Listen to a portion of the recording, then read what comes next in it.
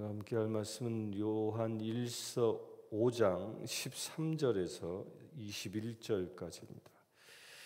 요한 1서 5장 13절에서 21절까지입니다.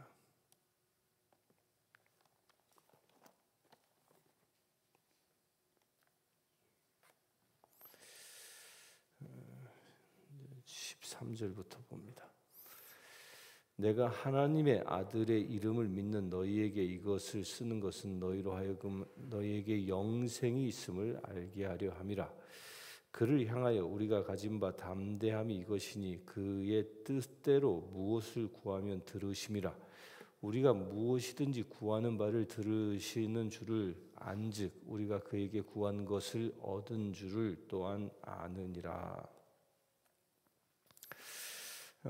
이제 오늘은 요한 1서의 마지막입니다. 마지막 결론과 같은 것인데, 사도 요한이 초대교회에 마지막으로 당부하는 바가 뭔가, 그 당부하는 것은 영생에 관하여 당부합니다.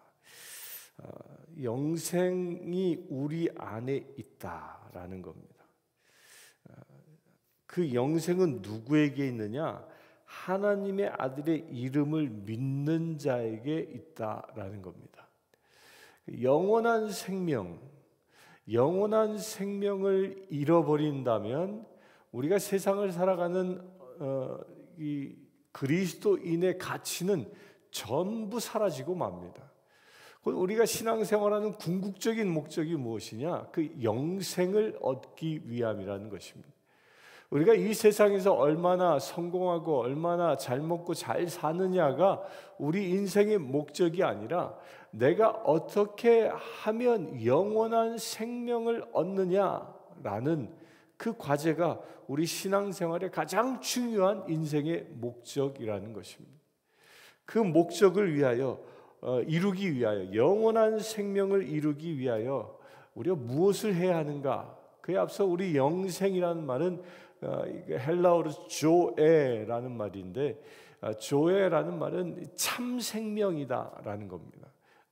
영생은 무엇이냐? 지금 육적인 생명은 죽어가는 거짓된 생명이라면 이 영생은 내 영이 영원히 사는 진정한 생명이라는 것입니다. 따라서 이 영생을 얻지 아니한 사람들은 육신이 지금 살아간다 할지라도 그것은 산 것이 아니요 죽은 것과 같은 인생이 된다는 것이죠. 그리하여 우리가 어떻게 조의 그 영생을 얻을 수 있는가? 그 길에 관하여 제일 첫째는 예수 그리스도를 믿는 자, 그 예수 그리스도 이름을 믿는 것을 통해서 이루어지고, 또한 예수 그리스도를 이름을 믿음으로 인하여 우리가 무엇을 해야 하느냐? 그 14절에 보면 그의 뜻대로 무엇을 구하면 들으심이라, 곧 기도해야 한다라는 겁니다.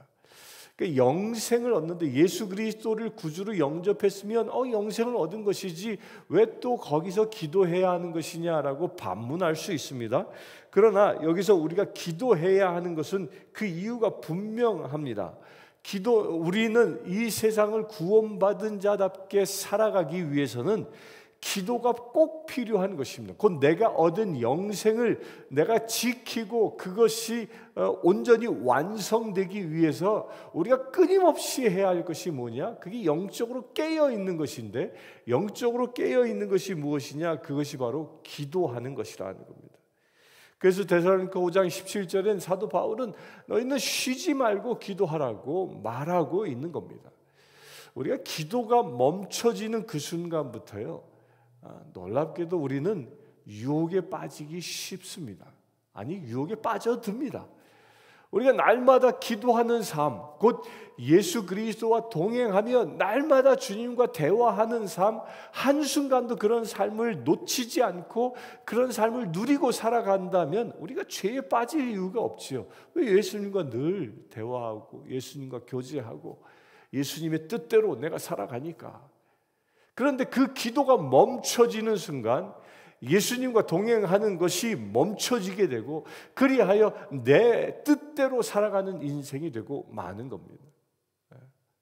그 기도가 멈춰지는 시간이 길면 길어질수록 우리가 주님과 함께 살아가는 그 삶의 여정이 점점 멀어질 수 있게 된다는 겁니다.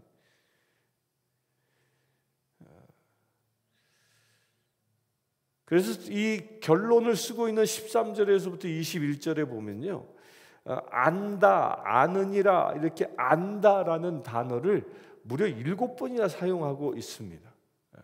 무엇을 아는 거예요?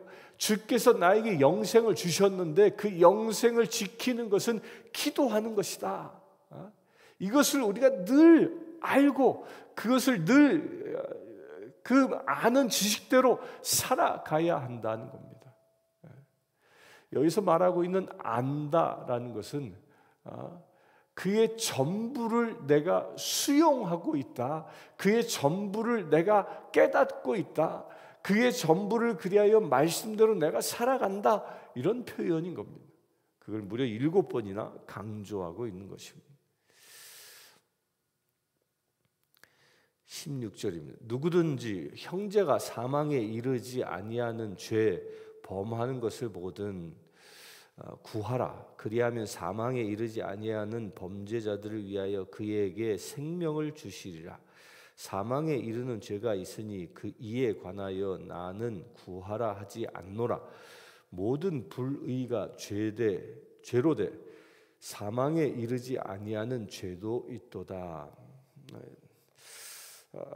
기도가 멈춰질 때에는 죄에 빠질 수 있게 되어집니다. 그런데 죄에 빠졌을 때에 그 죄의 종류는 2가지로 나눠진다라고 얘기합니다. 사망에 이르는 죄가 있고 사망에 이르지 않는 죄가 있다라는 겁니다. 그럼 사망에 이르는 죄는 무엇이고 사망에 이르지 않는 죄는 무엇일까요? 그에 대해 예수님은 마태복음 12장 31절에서 이렇게 분명히 얘기하십니다. 그러므로 내가 너희에게 이르노니 사람에 대한 모든 죄와 모독은 사하심을 얻되 사람에 대한 모든 죄와 모독은 사하심을 얻는다.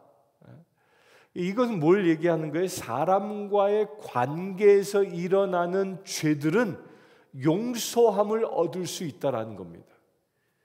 그것이 비록 살인일지라도 주님 안에서 회개하고 주님 안에서 주님의 보혈로 인하여 용서받을 수 있다라는 겁니다.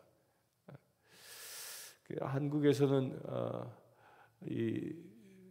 예전에 사형이 집행될 당시에 사형수들이 사형을 집행을 앞두고 회개하고 그들이 주님 앞에 돌아와 정말 편안한 모습으로 이 사형 집행을 당했다라는 간증들을 우린 종종 듣습니다.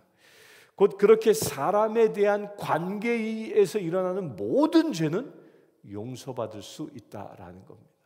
뭐 하기만 하면, 회개하기만 하면. 여긴 전제가 있습니다.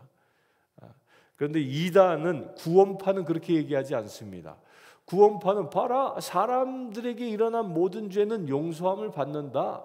따라서 한 번 구원을 받았으면 내가 어떻게 살든 관계없이 나는 구원에 이른다라고 주장하는 것이 구원파고, 또한 이 사도 요한 시대 때는 영지주의 계열의 이단들이었던 겁니다.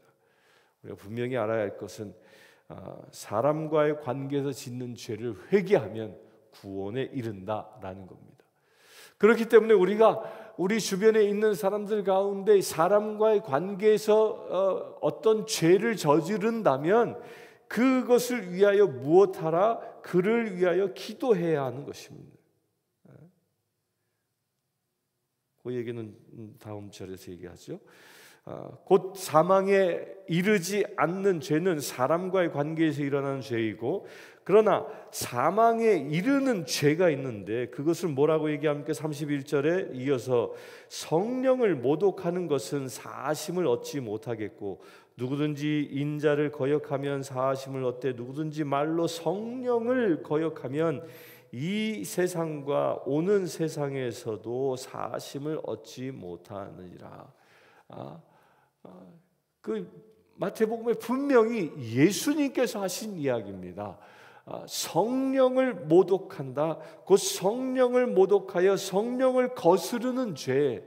이 성령을 모독한다라는 말이 무엇입니까? 성령님은 인격의 하나님이십니다. 인격을 가지신 분이에요. 따라서 성령님이 내 안에 임하여 계시는데 그분을 내가 높이며 살아가는 자, 그분의 인격을 존중하며 살아갈 때, 그럴 때 그것이 성령을 모독치 아니하고 성령을 존중하게 되는 것입니다.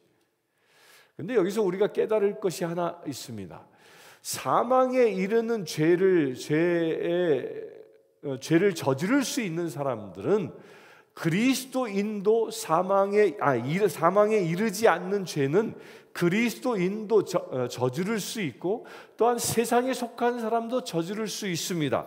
그런데 내가 진정 그리스도인이라고 믿고 예수 그리스도를 구주로 고백하고 있는 사람들은 사망에 이르는 죄를 저지르지 않을 수 있다라는 거예요. 무슨 얘기냐면 내가 예수 그리스도로부터 구원함을 얻은 자다라는 그런 믿음이 있는 사람은 내 안에 계신 성령님의 고백을 받아들인 사람이라는 거예요. 사도 바울은 분명히 얘기하죠. 고린도서에서 너희가 예수 그리스도를 구주로 고백할 수 있는 것은 성령께서 내 안에서 증거하시는 거라. 그 성령이 내 안에서 증거하심으로 인하여 내가 예수를 구주로 고백할 수 있다라는 겁니다. 따라서 내가 예수 그리스도는 나의 구세주이십니다 라고 고백하는 사람들은 성령을 모독하는 죄를 저지르지 않는 것입니다. 그러면 성령을 모독하는 죄는 어떤 사람들입니까? 가롯 유다가 대표적인 사람입니다. 가롯 유다는 그가 예수 그리스도를 팔아먹을 생각을 사단이 불어넣었고 그리하여 그가 사단에 의하여 점령당합니다. 성령에 의하여 다스림 받는 자가 아니라 사단에 의하여 점령당한 자를 보고 성령을 모독하는 자다라는 겁니다. 또한 세상에 속해 있는 사람들 가운데는 이처럼 성령을 모독해서 하나님을 저주하는 이들까지도 있지 않습니까? 그런 사람들은 우상을 숭배하는 자들입니다. 그래서 우리가 영적으로 분별을 분명히 해야 합니다. 우리가 성령을 모독하는 죄를 저지르고 있지는 않은지 분별할 수 있어야 합니다. 18절 하나님께로부터 난 자는 다 범죄하지 아니하는 줄을 우리가 아노라.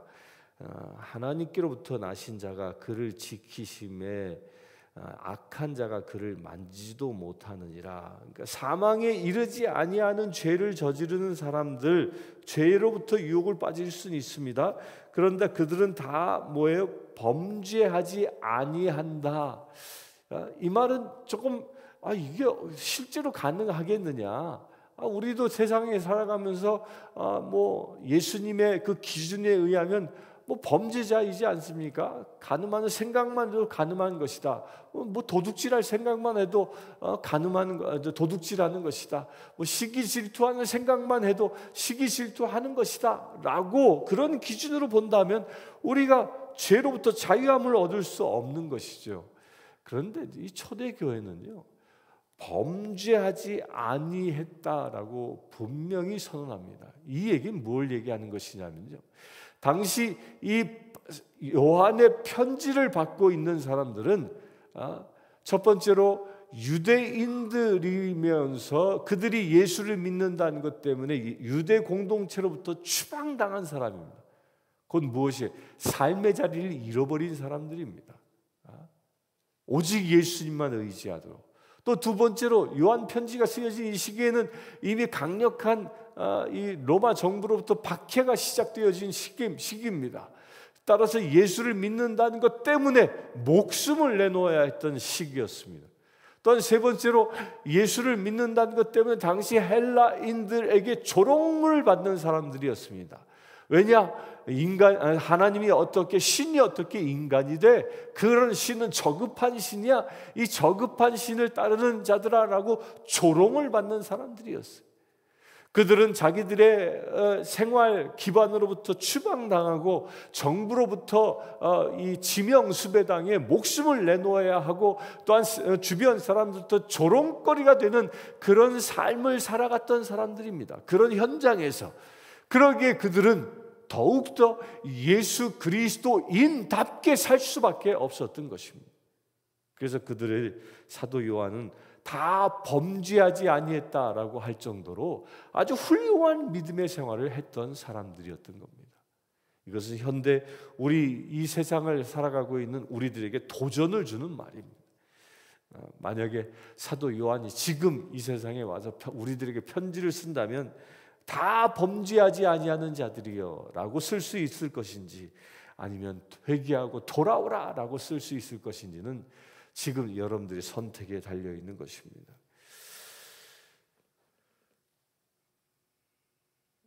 19절, 또 아는 것은 우리는 하나님께 속하고 온 세상은 악한 자 안에 처한 것이며, 또 아는 것은 하나님의 아들이 이르러 우리에게 지각을 주사 우리로 참된 자를 알게 하신 것과, 또한 우리가 참된 자 곧 그의 아들 예수 그리스도 안에 있는 것이니 그는 참 하나님이시요 영생이시라. 자녀들아, 너희 자신을 지켜 우상에게서 멀리하라. 그렇게 죄를 범하지 아니하는 자는 하나님께 속한 자다. 이것을 안다. 그러면 하나님께 속하지 아니한 사람들은 어떤 사람이에요? 악한 자에게 속한 사람이라는 거예요. 하나님에 속한 자는 하나님의 자녀예요. 악한 자에게 속한 자는 사단의 노예인 것입니다. 그 구분이 어떻게 이루어집니까? 누가 하나님께 속한 자고 누가 악한 자에게 속한 자인가? 그는 이것은 20절에 그 답을 분명하게 줍니다. 그 답은 예수 그리스도 안에 있는 그의 아들, 곧 하나님의 아들 예수 그리스도 안에 있는 그 예수 그리스도 안에 있는 그 영생을 얻은 자, 영생을 얻은 자가 진정 하나님을 알고 하나님의 속한 자가 된다는 것입니다. 우리 이 사실을 분명히 기억할 수 있게 되길 바랍니다.